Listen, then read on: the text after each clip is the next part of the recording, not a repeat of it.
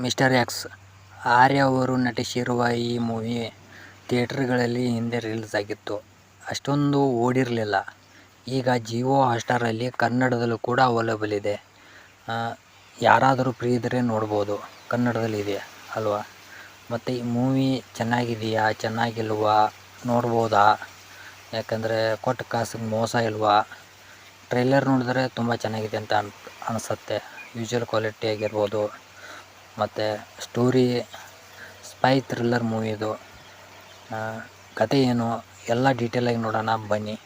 ಯಾರಾದರೂ ನಮ್ಮ ಚಾನಲ್ನ ಹೊಸದಾಗಿ ನೋಡ್ತಾ ಇದ್ದರೆ ದಯವಿಟ್ಟು ಸಬ್ಸ್ಕ್ರೈಬ್ ಮಾಡ್ಕೊಳ್ಳಿ, ಲೈಕ್ ಮಾಡಿ, ಶೇರ್ ಮಾಡಿ, ಇದೇ ರೀತಿ ಸಪೋರ್ಟ್ ಮಾಡಿ ದಯವಿಟ್ಟು.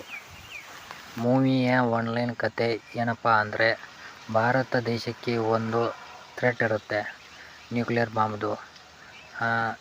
ಈ ಥ್ರೆಟ್ನ ಯಾವ ರೀತಿ ಮಿಷನ್ ಚಾಲೂ ಮಾಡಿ ಯಾವ ರೀತಿ ಮುಗಿಸ್ತಾನೋ ಹೀರೋ ಅನ್ನೋದೇ ಈ ಮೂವಿಯ ಆನ್ಲೈನ್ ಕತೆ. ಕತೆ ತುಂಬ ಚೆನ್ನಾಗಿದೆ, ರೂಟೀನ್ ಆಗಿದೆ. ಯಾಕಂದರೆ ಇಂಥ ಕತೆ ಮೇಲೆ ತುಂಬ ಸಿನಿಮಾಗಳು ಬಂದಿವೆ. ಮೂವಿ ಸ್ಟಾರ್ಟಿಂಗ್ ಚೆನ್ನಾಗಿದೆ, ಫಸ್ಟ್ ಹಾಫ್ ಇಂಟ್ರೆಸ್ಟಾಗಿ ಹೋಗ್ತಾ ಇರುತ್ತೆ. ಮತ್ತು ಸೆಕೆಂಡ್ ಹಾಫ್ ರೂಟೀನಾಗಿದೆ, ಆದರೆ ಡ್ರಾಮಾ ಮಿಸ್ ಆಗಿದೆ. ಮೂವಿ ಡ್ರಾಮಾ ಅಂದರೆ ಹಿಡಿದಿಟ್ಕೋಬೇಕು.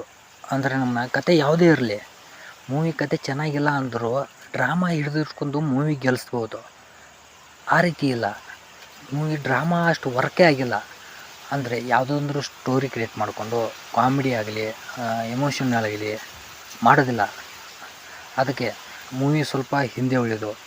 ಮತ್ತು ಯಾರಾದರೂ ಸ್ಪೈ ಥ್ರಿಲ್ಲರ್ ತುಂಬ ಸಿನಿಮಾಗಳು ನೋಡಿದ್ದೀನಿ, ಹಿಂದಿ ಸಿನಿಮಾ ಆಗಿರ್ಬೋದು, ಮತ್ತು ಹಾಲಿವುಡ್ ಸಿನಿಮಾ ಆಗಿರ್ಬೋದು, ಯಾವುದೇ ಸಿನಿಮಾ ಆಗಿರ್ಬೋದು ನೋಡಿದ್ದೀನಿ. ಈ ಸಿನಿಮಾನ ನೋಡ್ಬೋದಾ ಅಂದರೆ ಇಷ್ಟ ಆಗಲ್ಲ ಅಂತೀನಿ. ಯಾಕೆಂದರೆ ಹೊಸದಾಗಿ ಯಾರಾದರೂ ನೋಡೋರಿಗೆ ತುಂಬ ಇಷ್ಟ ಆಗ್ಬೋದು. ಯಾಕೆಂದರೆ ಹೊಸದಾಗಿ ನೋಡ್ತಾ ಇರ್ತಾರೆ, ಮತ್ತು ಈ ರೀತಿ ಕತೆ ಹೋಗುತ್ತೆ ಆ ರೀತಿ ಕತೆ ಹೋಗುತ್ತೆ ಅಂತ ಗೊತ್ತಿರಲ್ಲ, ನೋಡ್ಬೋದು.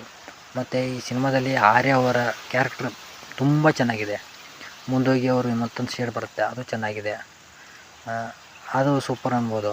ಪ್ಲಸ್ ಅಂದರೆ ಅದೇ ಹೊಸದಾಗಿ ನೋಡೋರು, ಅಂದರೆ ಸ್ಪೈ ಥ್ರಿಲ್ಲರ್ನ ಹೊಸದಾಗಿ ನೋಡೋರು ತುಂಬ ಇಷ್ಟಪಡ್ತಾರೆ.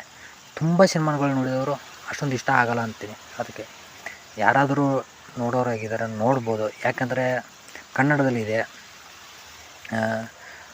ರೂಟೀನ್ ಸ್ಟೋರಿ ಇದೆ, ನೋಡ್ಬೋದು.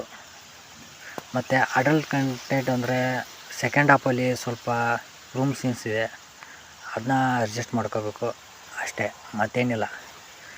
ಹೋಗಿ ಮತ್ತೆ ಸಿಗೋಣ, ಮತ್ತೆ ಒಂದು ರಿವ್ಯೂ ಜೊತೆ ಬರ್ತೀನಿ. ಓಕೆ, ಬಾಯ್.